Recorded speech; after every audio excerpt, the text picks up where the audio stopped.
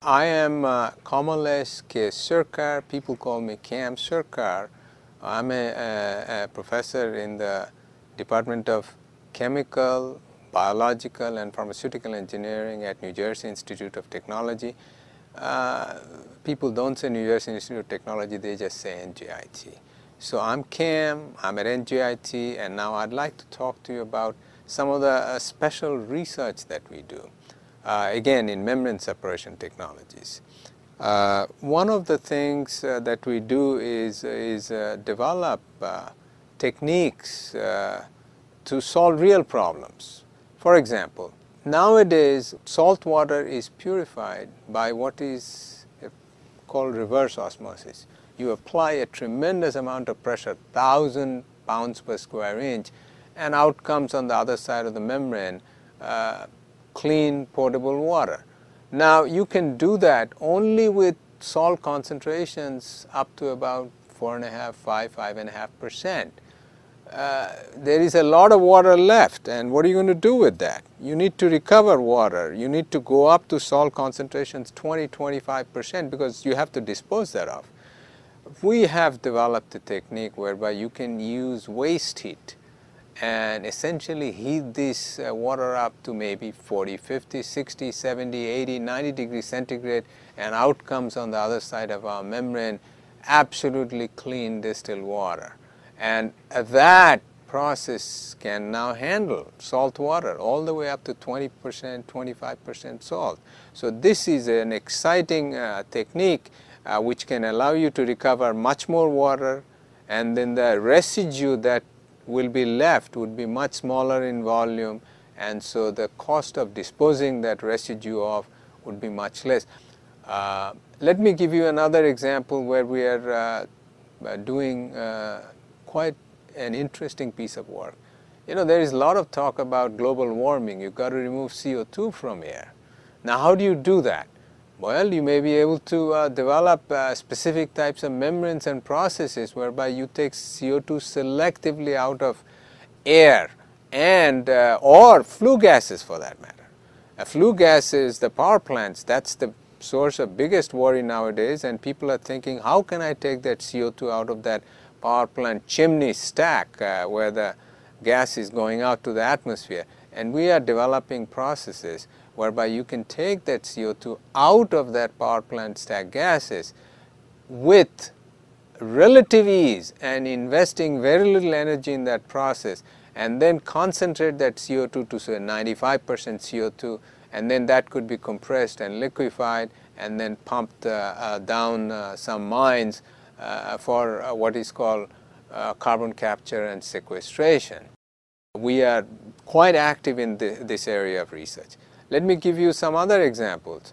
All the drugs, small molecule drugs of molecular weights anywhere from say 200 to 1,000, are produced generally by synthetic organic chemistry. And the purification of that synthetic organic chemistry based products is usually at the very end by processes of crystallization. And we are developing new membrane-based process of crystallization that are very efficient, much more efficient than the conventional processes in which you essentially have a big tank and you just cool it or add other solvents and things of that sort. Let me give you some other example where membrane technologies could be very useful. You are hearing about biofuels, green technology, green engineering. Well, the biofuels are produced by fermentation, and the two most important biofuels that people are talking about are bioethanol and biobutanol. Now, in the fermentation broths, the concentrations of these things are very little, 2% in the case of biobutanol, 5 to 10% in the case of ethanol. How do you get pure ethanol, pure butanol out of these? What you do is normally you go into a big distillation tower and you evaporate the whole thing, and you have two towers like this. It costs a lot of energy. Well, wouldn't it be nice if we had a magic membrane? You just put this solution on one side of the membrane and pull a vacuum on the other side and take just ethanol or biobutanol out. And that's what we have been developing. a membrane that is extraordinarily selective for butanol or ethanol for that matter. And then you bypass these two giant distillation columns where a lot of energy is spent in evaporating and distilling all these solutions, and we instead evaporate only the butanol and the ethanol and collect it and condense it, and then you're ready to go.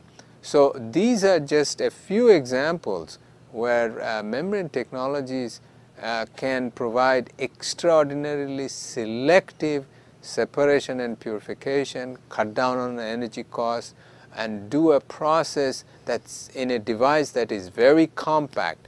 When it comes to compact, let me give you an idea. We already developed a technique called membrane solvent extraction, which is commercial. There are large units working in different places. And what do?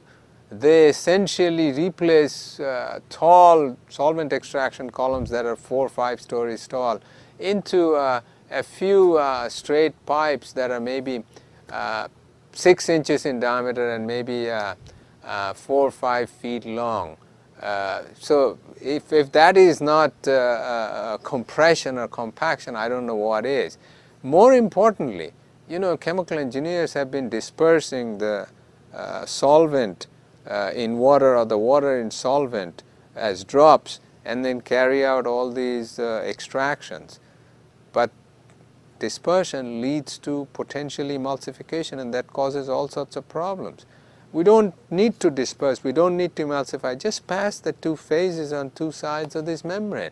It's a very clean, simple process. You can have all sorts of flow rates. So we bypass some of the fundamental limitations, some of the fundamental shortcomings of conventional chemical processing by interjecting a membrane between different phases. The membranes are there in many activities of our industrialized world, but you may not know about it.